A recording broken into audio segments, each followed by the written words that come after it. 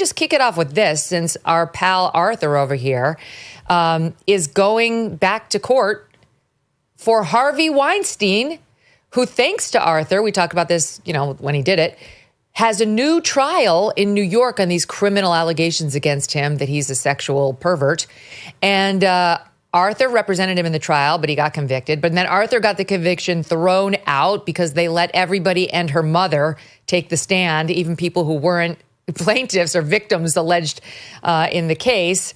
And the Court of Appeals of New York State said, you can't do that. That wasn't fair to Mr. Weinstein. So now he's back in court, and the jury selection begins on Tuesday?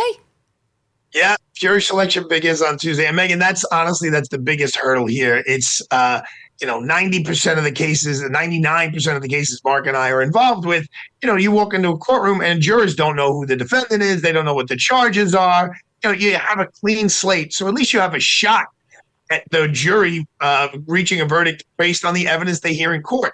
Here, the huge hurdle we have is, God forbid, they base the evidence on what they see on TMZ or People Magazine or something along those lines. So the jury selection part is going to be tedious because we're going to ask, okay, can we have a raise of hands?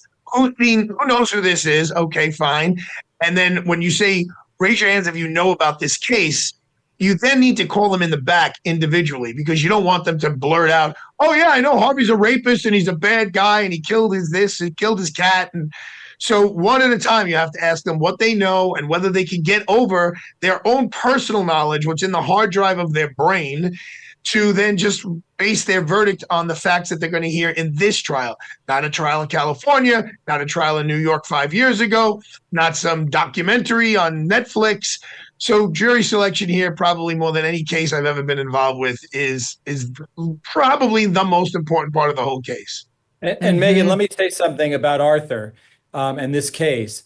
He won't tell you this, but it is so much more challenging the second time around because now you've got the trial transcripts, thousands and thousands of extra pages that you didn't have in the first trial. And you must go through every word line by line to use for your advantage. So Arthur is being very generous with his time right now because if it was me, I'd be knee deep in preparation. I know. I'm kind of amazed he's here.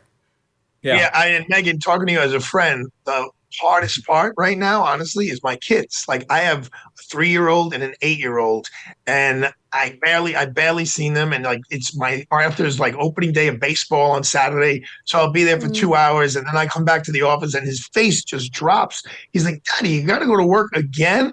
But you have someone's life in their hands, and if Harvey gets convicted, he's going to die in prison. Period. Amen. End of story.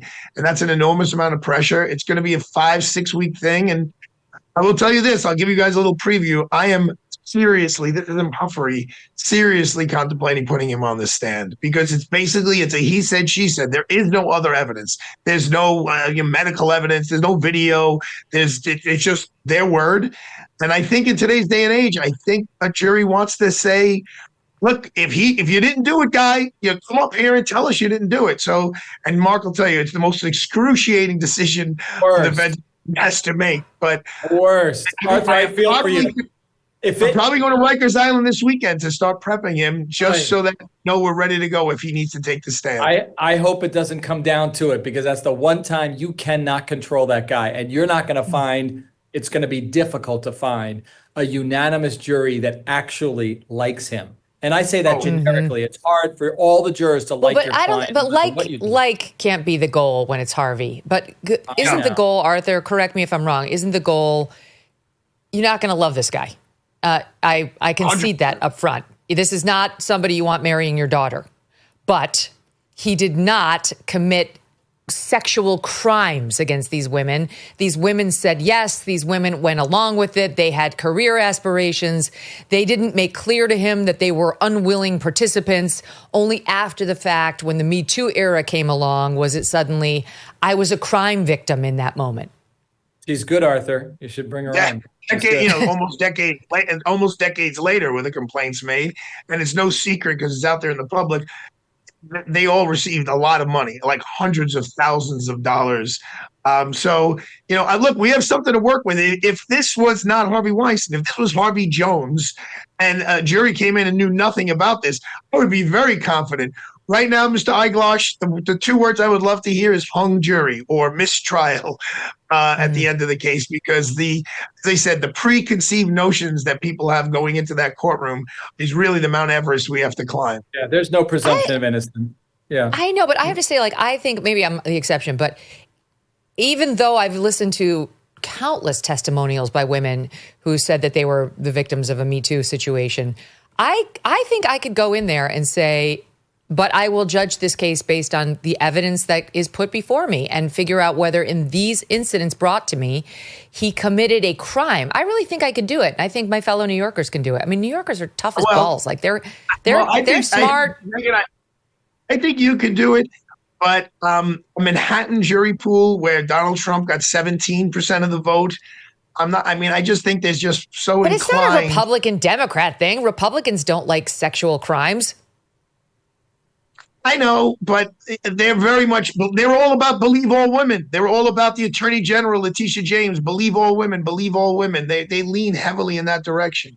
and they believe the media too. That's another problem. Once they've read something in black and white, a lot erroneously think that that's the truth. It's hard to overcome. Well, I think if you're worried about believe all women, Arthur, I would say that you don't need my advice to try a case. But I mean, you might want to hit that one right on the head and say, I understand that that's the line, and maybe you even do believe. Maybe you believe that he crossed lines. He was inappropriate. You know, you don't like him, but that's a big far cry from he committed rape. He committed sexual assault.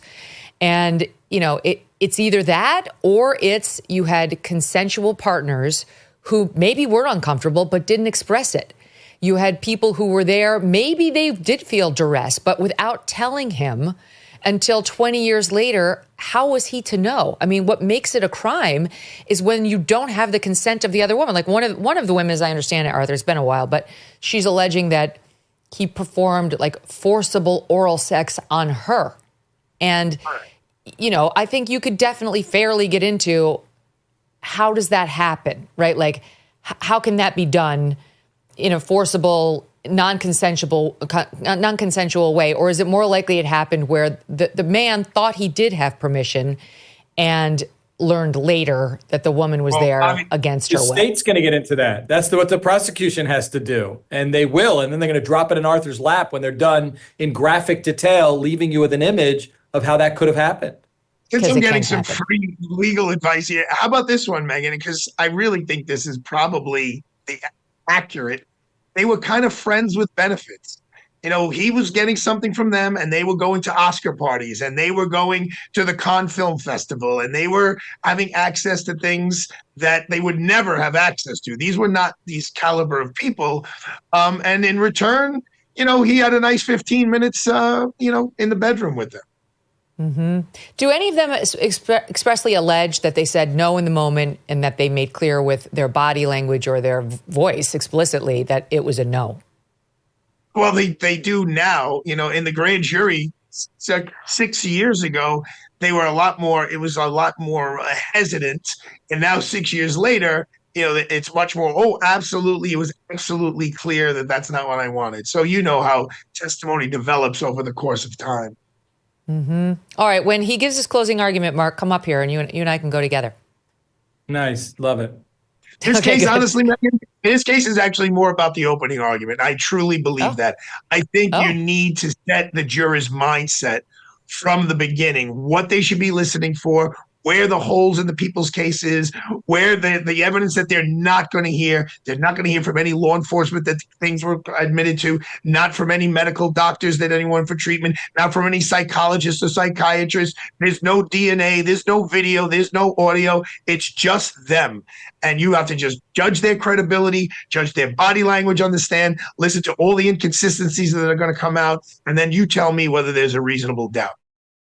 Tariff wars, stubborn inflation, no wonder gold has been routinely hitting all-time highs. In volatile markets like the one we have now, don't sit on the sidelines with your head in the sand. You can take control and safeguard your savings now.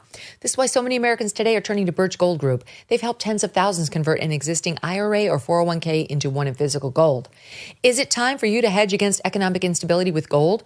To learn how to own physical gold in a tax-sheltered account, text MK to 989898. Birch Gold will send you a free, no-obligation info kit. Again, text MK to the number 989898. A-plus rating with a Better Business Bureau, countless 5-star reviews. Birch Gold has helped so many. It took us decades to get into the tangled mess we're in right now. How long to get out of it? Text MK to 989898 today. Thanks so much for watching. If you like what you just saw, hit the subscribe button for more clips and full episodes.